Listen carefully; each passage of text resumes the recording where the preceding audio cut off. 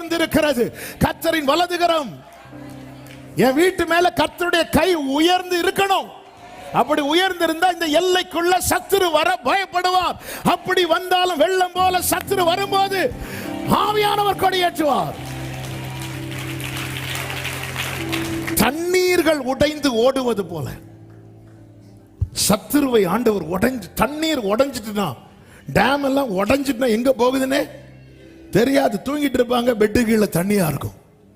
Dam dam.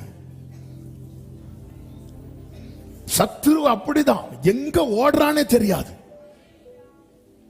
ஆமே, கர்த்தருடைய கை இருந்தனா,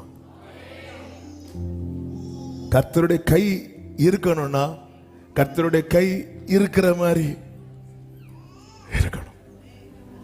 ஆண்டவர் சொல்ற, நீ இறங்கு, ஒரு ஸ்டெப் இறங்குறேன்பா, இன்னும் ஒரு ஸ்டெப் வா.